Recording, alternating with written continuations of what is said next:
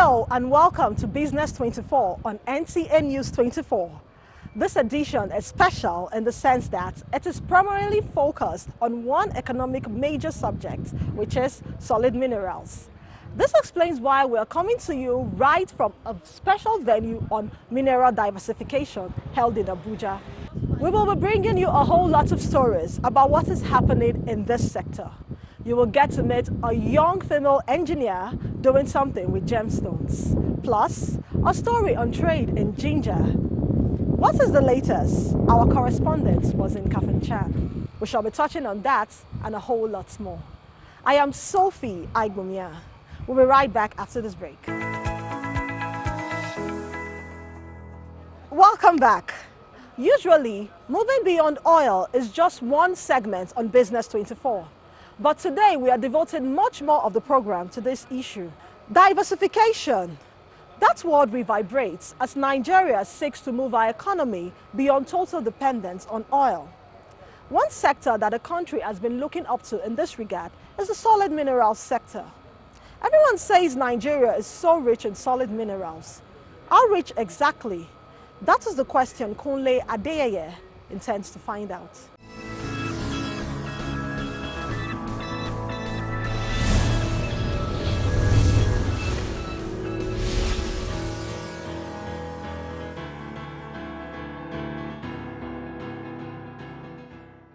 These are some of the solid minerals found in Nigeria.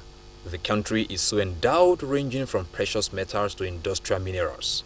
From gold to zinc ore, tantalite to gypsum, solid minerals abound across the country. Nigeria reportedly has confirmed large deposits of over 40 solid minerals. Exploiting these resources through a formally organized industry has been a recurring challenge. Artisanal mining has therefore thrived, with the country the greatest loser. In various states, governments have been pitched against miners employing the crudest methods to extract great wealth. Patrick Odiegu has been involved in mining for about 10 years. He deals in barite ore, zinc ore and lead. The backbone of his business is artisanal mining. I want us to have local offtake. It's even more important, more valuable than the export. Because when you export mineral, you're adding value to other countries. That's what we are seeing in oil and gas. That's why people are queuing in petrol stations. But let's make sure that our industries don't go and import this in the finished product as metal, because this from mineral turns to metal through processing. Currently, it's normal artisanal way. It's artisanal mining, small-scale mining, without the right set of equipment. That is why I'm trying to explain to you that when you deploy the high-level equipment, it means that you are sure of the quality, you are sure of the quantity. The major impediment when you are using artisanal mining, you are not producing enough volume, enough quantity to actually make it worthwhile for the miner. It doesn't give the miner the opportunity to develop the asset. Because if you are mining, let's say, you have a capacity to produce 1,000 metric tons a day, but you are mining one metric ton in a month. You don't need to be told. You don't have economic of scale. Improved technology is coming into mineral exploitation. Basi Esther is one of those into blasting. She deploys contemporary technology in her business. We are into granite. We use it for floors like what you're having here, for walls, for kitchen tops, tabletops like this, for tables like this you're seeing. So far, the business has been encouraging. We mine in a very large quantity because we've been in existence for 25 years now. Successive administrations in Nigeria have sought to maximize the huge potential in solid minerals. Geophysical surveys are being given a priority in order to provide data for major investors. Federal and state governments, as well as the international community, have become collaborators in the quest to develop this sector. It is critical to the ambition to diversify the nation's economy. After a decade of digging in a difficult environment, miners like Patrick will be looking for the silver lining in the clouds. There have also been projections that the solid minerals sector could contribute up to 3% of Nigeria's GDP by the year 2025. In view of this, various efforts have been made to promote the range of solid minerals in the country. One of these was at the main diva held in Abuja. Joy Uzo spoke to the organizers.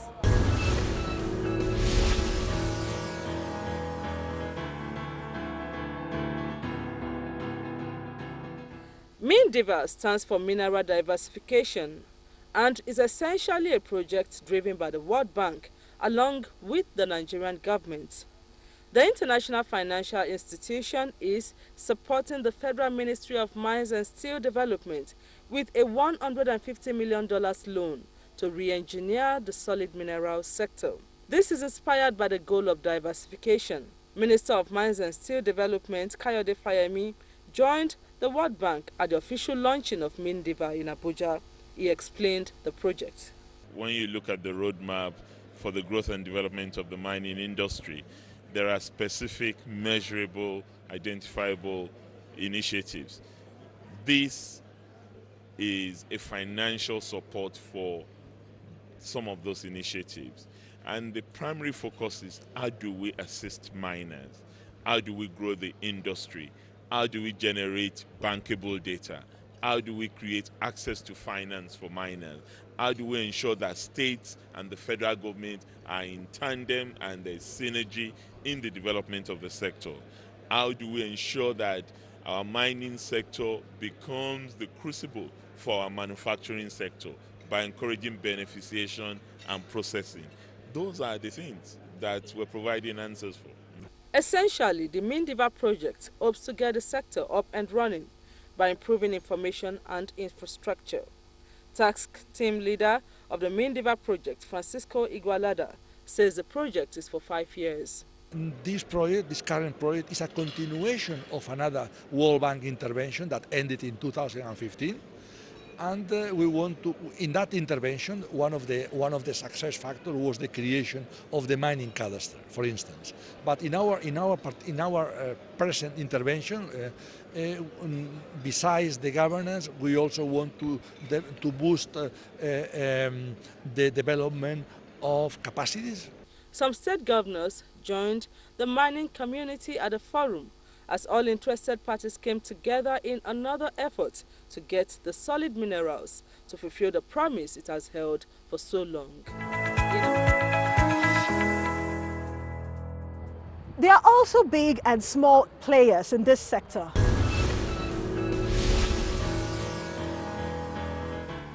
Uche Agazu is a director with a private firm engaged in the exploration and mining of solid minerals in Enugu, Abia and Anambra states. Call her a self-starter determined to change the narrative in the mining sector, and you will not be wrong. A graduate of microbiology from University of Nigeria, Nsukka, Uche, powered by a drive to reinvent her microbiology degree, got into fieldwork and practice, first as a hydrologist and then mining. Because I'm that vast, I don't do exploration from one point.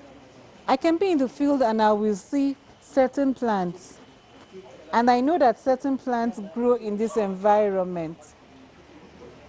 And if they're growing in this environment, I expect to see something like this in this environment.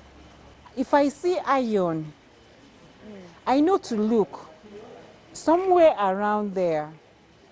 There must be other things like gold, because iron is a very jealous metal. It will precipitate out anything it comes in contact with. Do you understand now? So this is how this knowledge was able to help me in the mining.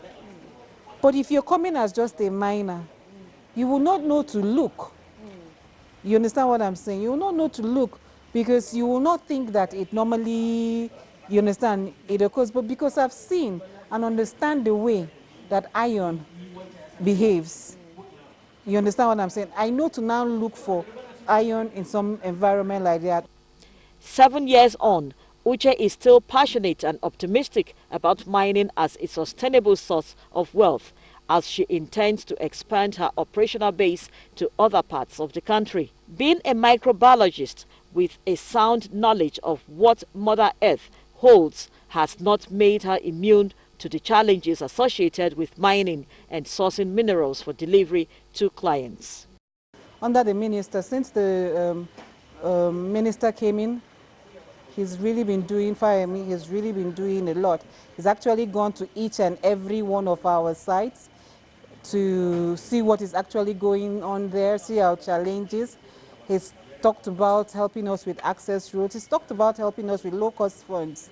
He has talked to different partners like World Bank to come in and see how they could provide the enabling environment for us to become competitive worldwide. With such courage and a dash of boldness in an industry known as the exclusive preserve of men, the dividends may not be too far off. As an explorer, I find that being a woman, the men will be looking at the gold. I want gold, I want gold, but I will look at the holistic picture. The gold is associated with other things. I want the gold, I want the silver, I want the sand. You will be able to know how to better use all of these things coming out from a site economically. Beyond the financial benefits, Uche is fascinated by the kith and kin she found in the process. She says they make the journey more interesting. As the federal government continues to advocate for a mining sector that will set the pace for diversification from a mono economy through wealth creation and sustainability, Uche and other women are looking forward to a conducive environment to prove that women can also add economic value in the mining sector. And for our young entrepreneur, it is fitting that we stick with the solid minerals sector. One of those blazing the trail here is an engineer who is now cutting gemstones. Again, Joy Uzo met up with Lieutenant Amina Egwatu.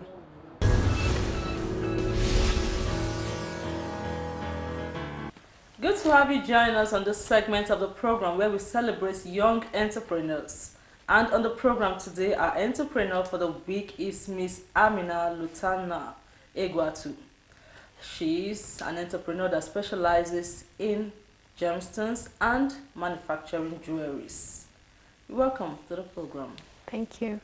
One interesting information about our guest today is that she is a graduate of Convenience University where she studied Information and Communications Engineering. But today you can see for yourself a line of business. Where did you develop your talent on this?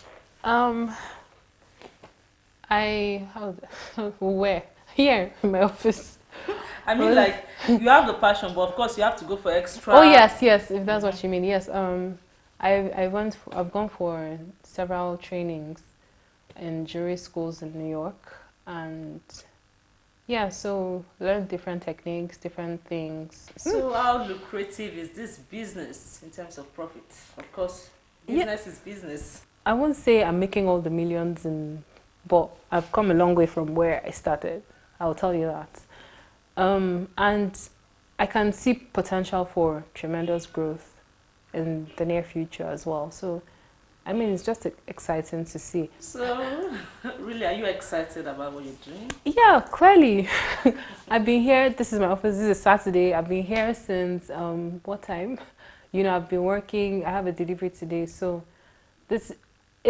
I'm obviously passionate about what I'm doing because I put in the extra hours that nobody would put in if it was just business. I do the extra things that nobody will do, I think, or I believe. I mean, definitely passionate about it. And I'm more passionate to see where this industry is in the next 5 years in this country because, like I've said, we have so much potential. The jewelry business is an evolving one. How do you keep to date with new trends? With the kind of jewelry I make handmade bespoke jewelry, so it's custom made to a specific client. Tourmalines, this is more like an artsy piece. These are pink tourmalines from Kefi, and 18 karat gold. So the idea of this piece is, it's not supposed to be perfect. It's supposed to look like an artwork, and then also be wearable. So it's actually one of my best designs, yes. And this is, as you can see, a wedding ring set. This is a dummy I've made, but it's with real gold. low carat, and then this is white topaz. So yeah, just to show that we do wedding rings as well. Then these are amethyst stones. We cut them here and Are they cut from this them. stone? Yeah, so this is amethyst. So this is cut from this. Wow. Yeah. And you polished it this way? Yeah. So this is the rough stone, and then this is when it's processed. Wow, wow, wow. That is really nice. It's a whole package. You have to be creative, you have to be business minded, you have to be persistent. There's a lot. So yeah. Well, there you go. You read from our entrepreneur for the week, and it's really interesting to find young Nigerians like this who are tapping into the rich potentials from the Nigerian soil to add value to the beauty industry. It's really good to have her on this program. What more can we say? But blessings, of course, in your line of business. Thank you. It was really nice speaking with you. One product that used to feature prominently on the export list was ginger. However, something seems to be happening to ginger prices on the local and international markets. It is having some consequences. This Musa Baba Aliyu tends to find out.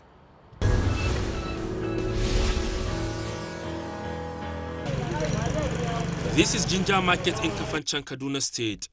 A huge volume of the commodity produced for local and export market passes through here, as Kaduna State is the highest producer of ginger in the country. For 44 years old Gloria Monday, it has meant productive engagement for her. She and dozens of other women here engaged to clean the dry ginger before bagging for export. This ginger, it does solve our problem. I buy many things for this ginger where I dey work. I no go fit calculate the thing where I buy with money for ginger. Gloria is paid 18 naira per bag, and she can process up to 20 bags daily. This has helped the economies of families here. He's helping me to pay my school fees, so we like the business. But falling international prices may threaten these jobs. Dealers at the market say demand for the commodity has dropped and prices are flagging. Once we have a very good bargain, a very good market, we have major suppliers. Some of us supply to exporters in either Kano or Lagos. So it depends on the price over there at the international market. If they have a very good price, they contact us.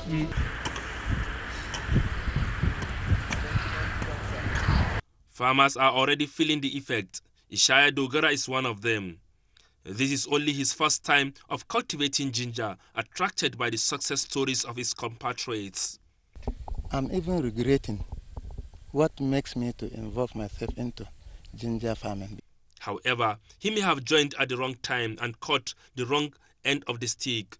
The last year ginger was sold at the rate of 6,000, 7,000. But coming to this new one, in the market, they are selling it at the rate of 8,000. And if you compare it from with that of last year, you discover there is a lot of differences. And that of to this year is discouraging the farming. Ishaya is only one of those in the ginger value chain that now have to contend with the fallouts from the changing face of the business. The world top exports rate Nigeria as one of the top 3 exporters of crushed and ground ginger, as well as non-crushed and non-ground ginger. It, however, confirmed that by June 2017, exports from Nigeria had declined by as much as 26.5%. Ginger is one of the agricultural commodities Nigeria is banking on to ginger the economic diversification goal. Our CEO of this week is Dr. Cletus Acquire, and he shares his experiences in the business of managing a media house.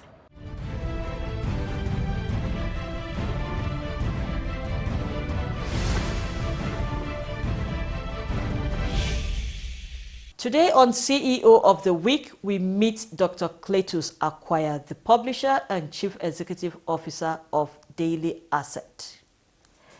Sir, you're welcome to Business24. Thank you very much. Welcome, dear viewers. Would like to know how you got into journalism. Well, I got exposed to journalism, particularly print journalism, at a very early stage in my life. I had an uncle who was an avid reader of New Nigerian and the Nigerian Standard. And when I was a primary school pupil, he would bring copies of the papers. And I welcomed him as a close from work. He was a civil servant. And I got used to the whole idea of reading newspapers. And when I grew up and I got to secondary school, I could read the newspapers myself. And I got interested in the school magazine and became the editor of the campus magazine where I was doing secondary school. And when I graduated from the university, what was on my mind was to begin a career in journalism. And God answered my prayers. I found myself in the newsroom and I started the practice. And the rest is history. So take us through your career path, where you started and how you got to be where you are today. Well, I've had 27 up to 28 years of consistent interaction, participation, practice, activity in the media. And I worked for several media organizations. I worked for Champion Newspapers, where I rose to politics editor of the Sunday paper. I worked for This Day newspaper, where I was the editor for business and economy.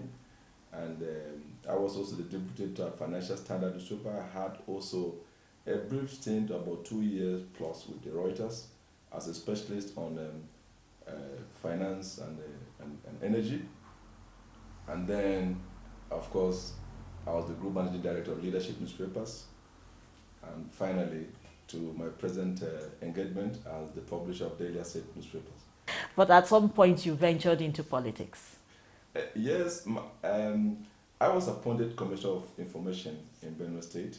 Okay. And also along the Not along party lines, as a professional. I was in editor with This Day when the governor, who is now Senator George Akume, appointed me in the Commission of Information. When I served out my tenure, his successor, Governor Gabriel Suswan, also appointed me special advisor on media and public affairs. And so it was at the end of that period, I returned to the newsroom to continue with my practice. You have people who you look up to in the course of your career, building your career, or even who are not part of journalism, but people who serve as like your mentors. Aliko Dangote is my business model. Oh. Because you see, it's not just because he's Africa's richest man. That is not the reason. The reason is that he is homegrown. He's not somebody who has gone to make his money in other climes and come back. He's investing in Africa. He is sending a clear message to the international community that it can be done in Africa. That rounds off this special edition of Business24. I hope you have profited from watching it. My name is Sophie Aigbomia. Keep a date always with Business24. Many thanks for watching. Bye for now.